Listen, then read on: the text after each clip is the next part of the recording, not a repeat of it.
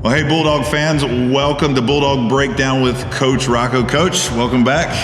13-0. Yeah, it's over. I mean, no more podcasts. Oh my goodness, that's kind of sad. But undefeated on the season, and we've got a big show today. We've got a great Sideline Spotlight. Yeah. Somebody that I was kind of unexpected in how dominant he can be this season. We're excited to get that to you. We're going to talk about a little bit about this last week and the coming week, state championship. I mean, there's a lot of buzz around this going on. And then, Coach, we're going to do an Ask Coach Rocco section where we're going to talk about some tough questions. Okay. We're going to talk about some stuff really that a lot of the community wants to hear, and I think it's a good time to do it. We're at the end of the season.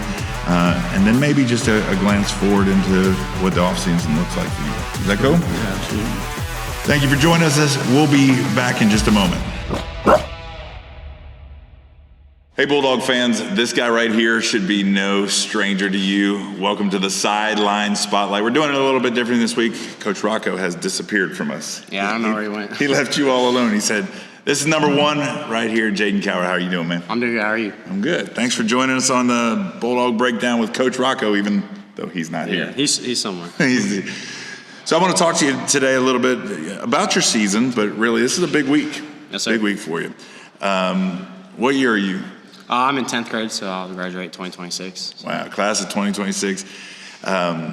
Tell me what it's like to come up on a team like this, to be a young guy, one of the younger guys on the team, but to be playing with some of the older guys that are really seeing some success. How is it to be playing on this LCA Bulldog team? I mean, really, it's just a way to push me. I mean, Gideon with me and the two positions I play, he plays. So there's always like him pushing me and I'm pushing him, and there's tons of learning aspects that I get from this, and so it's just an amazing team to be a part of. That's awesome. In case you didn't know, number one on the field, and we've seen him run the ball. I'll be honest with you, watching you come in for the first time this season, giving Gideon a spell, you watch somebody come in and say, how they're going to play, how's it going to go? And then I see you lower the boom on some people. It seems like the contact is something that not only are you not shy about, but it's something kind of you look for. Is that a fair statement? Yeah, absolutely. I mean, it's football. You're playing it to hit people. So, I mean, that's what I love doing. And so when I have a chance, I do what I do. You've had a lot of memorable moments this season. Mia has caught a lot of pictures of you breaking free and lowering the boom. Thinking about this season, we're 13 games and 13-0. What are some memories from this season that stick out to you? I don't remember the exact team, but I had 2 fumble recoveries one game, and just we have this whole turnover chain, and just having that. Weston, it's a picture of me. I caught it, and him putting it right on top of me, and that's just one of the biggest things that I still have in my camera roll, and it's something that really hits me. That's awesome. That's awesome. So let's talk about that a little bit. You line up on offense. You've got to be prepared. You got to know the offense. You got to know what you're doing. But also, like a lot of the guys on the team, you play defense, yes, and you come in. So tell me what a week is like in preparation to know such an offense like we run here, but also to be prepared to go out and play defense. How does that work out for you during the week? I mean, on the offensive side, I just kind of understand what we're doing. I mean, when we put in our new plays or whatever we're doing, I just I got to run over it a couple times, make sure I know what I'm doing, and then defensively, I mean, it's just watching film. I mean, you learn the other team like you know them more than they know themselves, and you kind of just know what they're gonna do. And if they line up in this formation, then you should know like what they're gonna do. And so it's a lot of just film and running over the plays and just doing things like that. Preparation.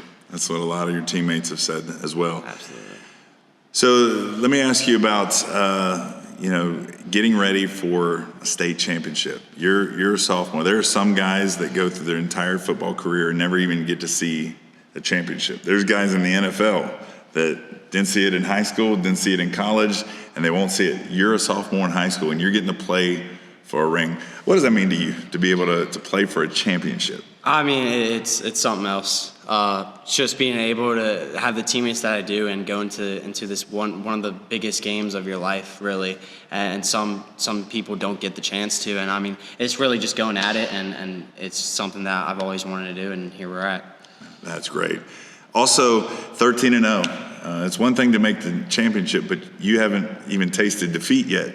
And tell me, in preparation, as you're watching the guys, and maybe this is about you as well, how do you go into a game against Lafayette where you guys have had a lot of lopsided games where the win hasn't even been contested? You know, how do you come in to this game and not be, what's the word, overconfident? Yeah. How do you do that? I mean, you got to forget about the other games. I mean, this is just like we're starting the season off. I mean, you can't put other teams that you've beaten and say, hey, we beat this team, and so we should be able to take this team on and beat them easily. I mean, you just can't do that because you never know what could happen or what's going to happen. So, LCA is unique in that it is a Christian school. Like, this is a Christian school, and there's a lot of that plays into your preparation during the week. Coach is big on that. Tell me some of the things that you found important, that you found that have helped you grow your faith as being part of this team. The praying. I mean, we're in constant prayer here. I mean, before we go on the field, before we start any meeting, before anything, before games, after practice, we are constantly praying, and that just helps you and pushes you to be in a better relationship with God. When you think of the off season that's coming up, I mean, we don't want to look past this game, but you know what it's like to get into January and February, and while nobody's thinking about football anymore, the Super Bowl's done, and everybody's thinking about stuff. Coach Rocco's going to call you back in. Prib's going to call you back in to start lifting again. Tell me how you feel lifting during the off season has helped you prepare for what you've experienced this year. I mean, we just getting in the weight room and lifting the weights that we have to, and getting our bodies prepared to take what we get. I mean, we get hit all the time. I mean, it's like you're in a car crash every other play, and so you gotta you gotta be able to be strong and be able to take hits like that. He said it's like you're in a car crash every other play. He's literally the FedEx truck running people over on the way down the field. Jayden, good luck this week. It's going to be awesome. Thank you for coming on. Yeah, of course. Bulldog Breakdown. Ladies and gentlemen, number 1, Jaden Coward. All right, fans, welcome back. Coach, big win against William Byrd, came out of Vinton. They had a great season and walked in here, and by the end of the first quarter, it is 28-0. Yeah. We scored in a lot of fashions. Tell me a little bit about that first quarter.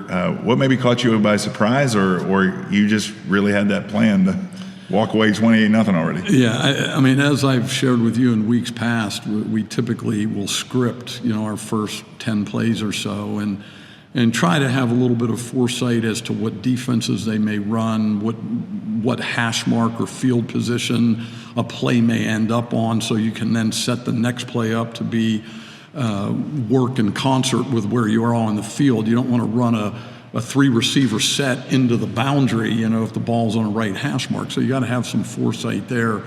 But, I mean, we've been just so fortunate that we have a 10-play script. We might score 3 touchdowns and not even get off the script yet, So that has been really the formula this year, is to get out on opponents, try to create a field position advantage, whether in the kicking game or creating a sack or something that would then put the opponent deep in their own territory, and then they got to punt back to us, and we're already on their side of the field, where we then turn it into a second touchdown. And that has been a formula that has worked. It doesn't always seemingly feel like it's going to work, but in miraculous fashion, I mean, probably more than not, it's worked that way. And then in the first quarter, we end up scoring multiple times to maybe, like you said, 28 in this past game. there's sometimes when a player will appear on Sports Illustrated or on the cover of a video game, they say it's some sort of curse. I think appearing on the Bulldog Breakdown is a blessing for some of these guys. We had James Deo in here, and man, what a game he had, especially defensively, getting in on a lot of tackles behind the line, and then special teams. Special teams had a huge role. Tell me a little bit about that play, the way you saw it when I think J.D. Murphy caused a fumble, and then was it Weston that picked it up? How did you see that one? We've really utilized special teams as a weapon this year, and a lot of times, depending on what type of kicker you have, what kind of speed you have on your team, special teams it's like survival. You just let's not make a bad play happen. But when you have a good kicker, the ability to spray the ball around with a little bit of touch and then also put it in the end zone or deep down in there, and then you have speed that can run down and cover it. It really can become a weapon in the field position aspect that I was talking about earlier. And then when you got guys that can swarm the ball and punch and get it out, when a guy's trying to scramble to get the ball, look up and start running, and then all of a sudden guys are on him, cause a fumble on the 2-yard line that goes back into the end zone. I mean, that's good things happen when you got guys running to the football, and that's what happened the other day with Weston recovering that fumble that JD caused.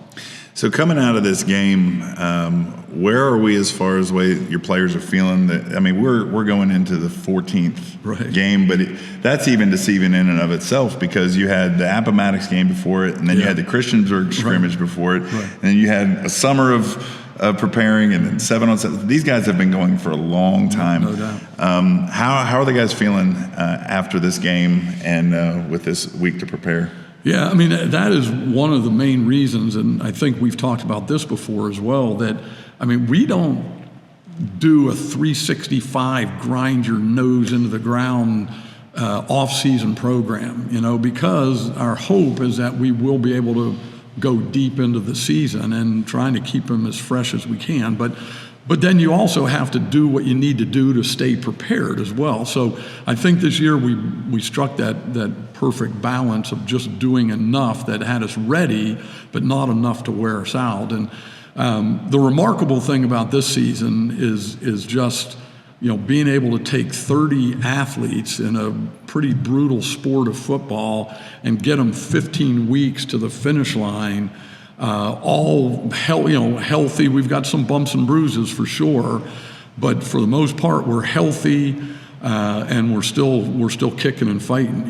That's the thing that I think is certainly a God thing, has protected us. But it's a testament to how mentally tough our kids are, how physically tough they are, and their just willingness to buy in and be businesslike about our approach. Speaking of businesslike, we got a game coming up. That win earned LCA a spot in the state finals, the state championship, this weekend, 5 p.m. Saturday at Williams Stadium. As you prepare for this week, we've talked game plan through. You've already talked about the script. I don't think we can dig into that much more. So let's do this week. Tell me a little bit about your seniors that are experiencing that. They've been through a lot over the last several years and came so close last year to making it up to this level. But here we are sitting on this. Tell me about the seniors, what you're seeing in them, and what their contribution has been to this team. Yeah, you talk about contribution. I mean, we're, and this is the 4th year. So I'm thinking about like Tyler Murray, Peyton Nichols, guys like that, Jeb Moon. Jeb's a junior, but Peyton and Tyler, they were on our team 4 years ago when we lost to Lord Botetourt in the state semifinals. And, actually Tyler mentioned this to me the other day. With our win against William Byrd, we are now 44-4 over 4 years. And Tyler mentioned it, I think, because he's the cornerstone. Right. But in their time on varsity football, they've only lost 4 football games. They're 44-4. Wow.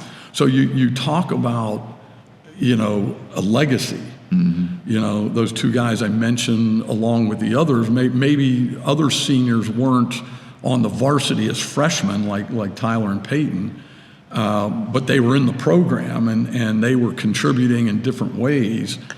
So yeah, I mean, you talk about a contribution and a senior class that is very meaningful to what we do here and what we want to be about. They're the best. Now, obviously, we're going to go out and we're going to win this week. And I mean, I'm the fan here saying this. I know you're not going to say that, but I'm going to. But regardless of the outcome of this weekend, what a legacy they have left of leading this team and talking to so many of the younger guys, the joy that they have of being able to play alongside of guys like Tyler, and it's been really cool to see how that's impacted this team. We had a new stadium this year. We opened it. It's funny to think we're doing this in hoodies and sweatshirts and stuff. And we started right across the street. We're inside now because it's cold. That's right. It's cold and it's dark. But when we started, it was hot and it was warm. And there's a lot of things that you wanted to see started at our stadium this year, tradition-wise. Now that it's over, we're going to be up at Williams Stadium next week. Now that our season in our home stadium has come to a completion, what are some things that you've seen that you're pleased with of how it looked, how it felt being home? You know, I think the first thing that comes to mind is when we dedicated the stadium, we had a student, assembly, pep rally type of thing that very first week, and we had the entire school out on the field. They were just seated right on the AstroTurf, and we had the president there and all of administration and whatever. And I can remember saying, and I as I said it, I was praying that it actually would happen, but I said, the beautiful thing about having your own facility is that we need to take care of it, know. I remember that. And I said, the Under Armour slogan, it says protect your house. I said, we do not lose in our house. I remember you saying that. And I mean, for it to come full circle, and we did not lose in our house, even in playoff and state tournament games, I mean, is a remarkable thing. So we're very thankful for that. But just to be able to have your home, a couple of the traditions we tried to develop was the Bulldog walk, and leading the team over into the stadium from the field house here. I thought that was great. I thought we did a lot of things that no high schools do around with effects, with music and getting the crowd involved and things like that, and I think it's a great atmosphere. I mean, we really want to create an event. When you come to a Friday night football game, it should be an event. And with many of our games, we had people leaning on the fence to watch it because they couldn't get seats. And so hopefully it'll just build from here, and the future just takes it and runs with it. Yeah, no, it was definitely an exciting thing to be part of. I really enjoyed watching the parents find their spot to tailgate. We would do that up at Liberty, but that's a college stadium, so it was neat to have them find it there. Coach, I want to go into our Ask Coach Rocco section. I told you we're going to do this kind of as just one long conversation. We're at the end of the season, and I've read a lot, and I've had a lot of conversations, and you and I talked a little bit about addressing some things that come up in the community sometimes. Okay. And I kind of want to walk through those things with you and just ask, just so that we can have a dialogue on it, and then that maybe some of our parents can refer to. As we're thinking about it, let me ask you first, how long have you been coaching at LCA? I've been here as athletic director for 20. Okay. This is my 20th year, and then I've been coaching for 18. There was the first 2 years we got into the VHSL. In that transition period, I kind of stepped away just as an AD, needed to do some things more concentrated as administrator. And then circumstances led me back in 2 years later. So that's why it's only 18 years as a coach. Okay. So tell me a little bit, you talked about the VHSL. Tell me about the league. Where did you play in before? So the state of Virginia has kind of two segregated leagues. One's the public school league, the VHSL, and the other one is the Virginia Independent League. And for all of the previous, however many years, LCA had participated athletically in the independent league with all of the other private schools in the state of Virginia. Okay, which, by the way, I was part of winning That's right. Virginia Independent League state championship. Just putting it out there. Didn't say it all season, but I'll say it right now. So why jump from the independent league into the VHSL? What was the thought process going into that? Well, we had in that time period from 2004 when I first came here from Liberty, and I was the athletic director along with some of our administrators. Dr. John Patterson was a superintendent at that time, Todd Campo also. We had some administrators that were all from different parts of the country, New York, California, John was from Illinois, I was from Pennsylvania. And so we were having some great success in the independent league, and quite honestly, the competition level had become really difficult to find. We were having to travel 4 hours to go play good competition. Charlotte, D.C., the beach area, Pennsylvania. So, we're driving. This is high school, We don't want to be college. We want to be high school. We want the kids to have crosstown rivalries, and experience a Friday night football game in a high school where you knew the people over on the other side of the field, Yeah. We're playing teams from Richmond, and we don't know them, and they don't know us, although they're two good teams, and there's a rivalry there on the field, but it wasn't like crosstown rivalries.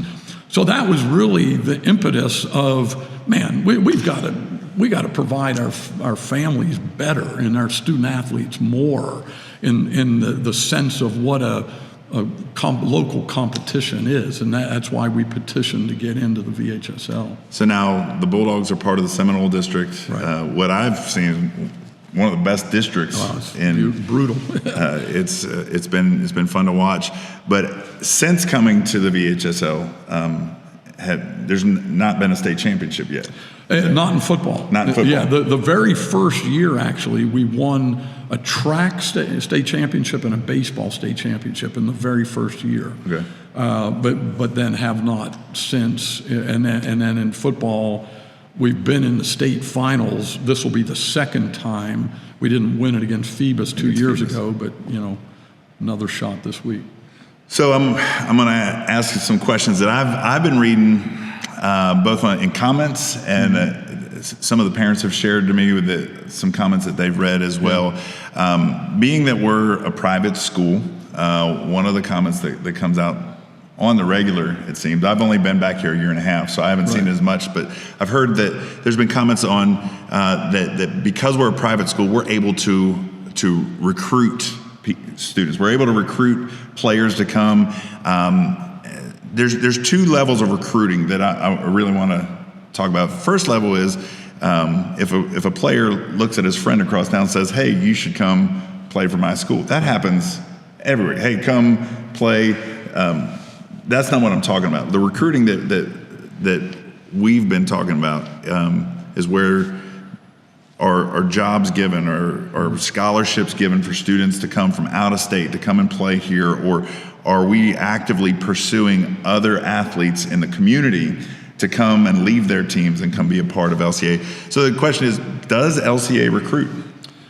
The answer is a simple no. Okay. In the VHSL handbook, which we have to follow, once we decided to accept to get into the VHSL, we have to follow the VHSL handbook, everything that's in it, that's just like every other VHSL member. So within that handbook, it tells you no proselytizing or whatever the fancy word is for going out and recruiting. It's illegal. And so, no, we've never done that. I don't know, even back in your day of LCA, I don't know, there was probably stories back then too, but I can attest for 20 years here that has never been the case. Even when we were in the Virginia Independent League, we never recruited. I mean, people, we're a very transient community because of Liberty and the growing city that we are. So yeah, we do have new families move in quite often, and Liberty has been a great connection because we're often seeing families that have sons and daughters at Liberty, but then they have younger sons and daughters that they want to be in a Christian school. So they may live in Montana or they may live in Pennsylvania, and they want to come down and move to the city where their kid is going to college, and maybe their younger kid will eventually go to college. Right. We see that all the time, and it's like, I've never seen these people from Montana or from Pennsylvania. They just show up here, but they may have an athlete. And the funny thing is, people never are concerned about the really good math student that's moved here from Montana or the very good trumpet player that's in the band from Pennsylvania. Right. If there's a football player, they're concerned about it. Well, the fact is, we don't recruit. If you look at the size of our football team, we only have 30 guys on our team. Right. If we were recruiting, we do a really bad job of it. You can look at position guys on our team that honestly, if we were recruiting, we would get bigger, faster, stronger guys than guys we have playing on our team right now. Right. So just rational thinking and just observations cancel out that if you want to put yourself there. Right. Some people just don't want to believe anything. I don't fault them sometimes for saying that, because a lot of times they're just repeating what they heard somebody has told them. Hey, don't you know that team you're going to play recruits guys from Florida, recruits guys from these places. And so if I was a dad and had my son was going to play against LCA and I started hearing these things, I would be upset about that. But there is a responsibility to say, is that true? Yeah. And that's been asked. The question's been asked. And Andre Kendrick, who played at EC Glass, who played at Virginia Tech, and he does so much in our community for youth sports. He has a great podcast himself, Drake and Talk, and they just held their awards recently. He asked that question too. He investigated and looked into seeing who are these guys on this team, and what he found was that almost every guy that's on the team has been here for a long time. There's one of the most notable guys on our team that people are going to know his name, and a lot of times that's the question asked is, where did Gideon Davidson come from? I talked with his dad today, and they've been here since first grade, since he was in the first grade. Yeah, I was recruiting him and scouting him out since the second grade. I can remember in PE class, the people saying, you got to see this athlete down in elementary PE. So I'd go down, I'd look through the windows, and he's playing whatever, and it was like he was a man amongst boys in second grade, like peering through the window. I said, man, I don't know if I can be here that long, but I hope I get to coach him someday. And sure enough, he's been here all that time. We've got a lot of guys, like you said, Tyler and Peyton, and these guys that have come up all the way through the program. A lot of guys that have been playing here through middle school and up. Most of your tenured guys have been here for a long time. Not recruited, they've been a part of this program, and that's really one of the things that's made it successful is longevity in the program, being a part of this, and growing up under other guys that were learning this. And another side of this, and honestly, if you look into it, you can find the answers to this easily. VHSL wouldn't stand for that happening. And of any school in the community, this school would have to be the most transparent of it, because the other side of things, and you said something that might raise a question or two, and I've heard it, is that our proximity to Liberty. We use their facility, and that was seen as an advantage. We moved away from there, but even this year, I've seen, of course, a school with the resources of Liberty University would do so well. Does LCA, in what way does LCA benefit from all of the resources over at Liberty? Well, in years, or not? Yeah, in years where we didn't have a stadium, we would rent. NCAA rules prohibit high schools being able to just go and use college facilities, because you can't have high school athletes running around on a college facility endorsed by the university. You talk about recruiting. I mean, that's a recruiting advantage. Right. So you've got to rent it. So we've rented their stadium for all the years that LU or LCA has utilized Williams Stadium. We didn't have a track up until just recently, so we would have to rent the usage of their track a couple days a week. Other days a week, our track team would run in the parking lot. Yeah. You know, so those are, you know, if you say take advantage of the resources, we are, and we do have a relationship, but we're still having to pay for it, and it's not like it's just, you know, hey, come and do this. I want to use your indoor facility today. It's not that at all. So despite the close proximity physically, they're two separate entities. They have to keep it from NCAA rationale. So not to belabor this anymore, because it'll come up, and ultimately there are some people that will say what they want to say, no matter what the facts say.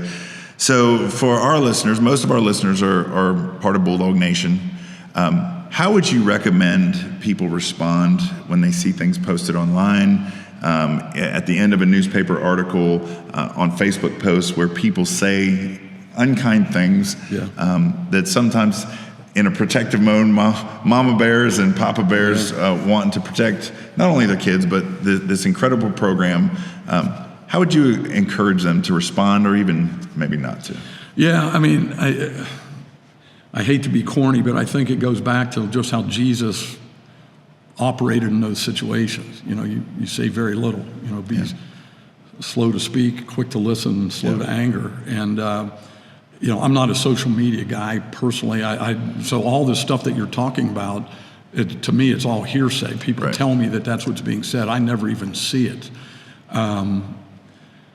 But I don't respond to it. I mean, if somebody wants to ask questions like this, I'm always glad to answer them. You know, I think it's very clear that if you do a background check on any school around, you can see multiple kids that came from this school to that school and that school to that school. And when that happens, they just call it transferring. When a kid maybe moves from one school to our school, they call it recruiting. You know, and we're never going to get over that, unfortunately. I mean, it is what people are going to say. So, in my opinion, it's not worth getting into the dogfight. It really isn't. And just take the high road. And we know that we do everything above reproach in relation to the VHSL handbook and how we handle our business in the VHSL. And we are tremendously thankful to be in the league. I mean, it is everything that we hoped it would be, and not to downplay the independent league at all, but you know, we never got asked to get in the VHSL so that we can own Lynchburg or we can own the Seminole District. It has never, ever been about that. It's always been about we want our great competition for all of our sports. It's not a football thing either. It's for our athletic department. We wanted competition. And let me close with this too, that I think needs to be made. We have 150 kids in our student body, high school student body. That puts us at class AA enrollment. We choose to play up in 3A, but our district, the Seminole District, is a 3 and 4A district. So in essence, with 650 kids that we have, we are week in and week out, the Salems, Amherst, Jefferson Forest, EC Glasses of the district, they have 3 and 4 times the student population that we have. And then the class 3 schools that we play could have a time and a half, sometimes double what we have.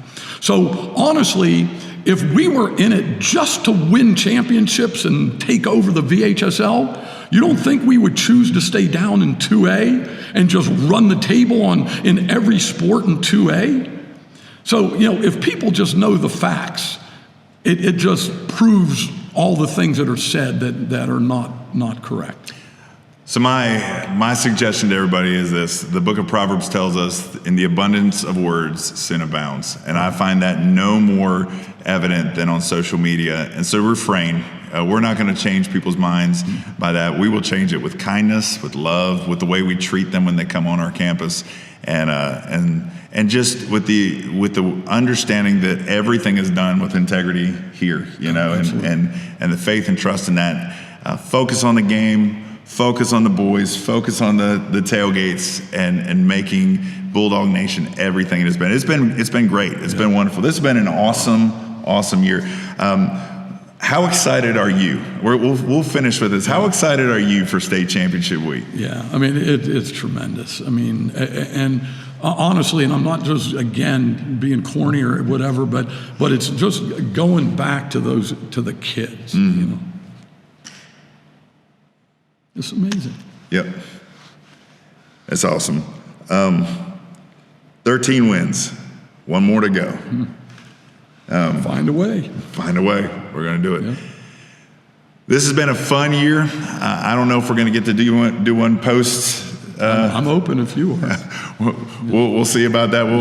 You got a banquet, I think, the Monday afterwards. So we'll try and get one then. Hey, our Flames are going to the Fiesta Bowl. I wore that especially for that. Yeah. Any thoughts on their?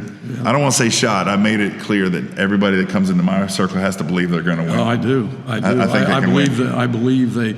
You know, in today's bowl landscape, the big schools go into bowl games not the way they were throughout the whole course of the year with transfer portal and guys opting out because they're going to the NFL and whatever. And and they're sometimes almost, quite honestly, disinterested. So I think a Flames team that is coached up by Coach Chadwell and on their A game, I think they can go in there and shock the world. I think so too. Hey, look, me and my brother, we're going to be down there. We're going to be wearing our bucket hats. We're the Bucket Hat Brothers. Here is my challenge to you. If we get on TV, this basically, I want to see that I was on TV. If we get on TV, you get a screenshot of that and send it in. I'll get you one of my famous Cheerwine sodas when we get back. That is my guarantee to you. Hey, this is awesome. This has been Bulldog Breakdown. Don't forget to follow us on our social media. You can get your tickets. I think tickets have to be bought online. They have to. At GoFan. The link is already up. It's going to be in the caption of this video. It's in the caption of our social media. Get your tickets soon. And then show up, be loud, press right down towards that fence, be loud for the boys, let them know you're there. It's been a while since we've been in the Williams Stadium, and so we need to make that place rock every bit as much as we've done at Bulldog Stadium. Coach, it's been fun. Thank you. Yes, sir. Everything. Carter, thank you, man. You know what it is. Go Dogs. Go Dogs.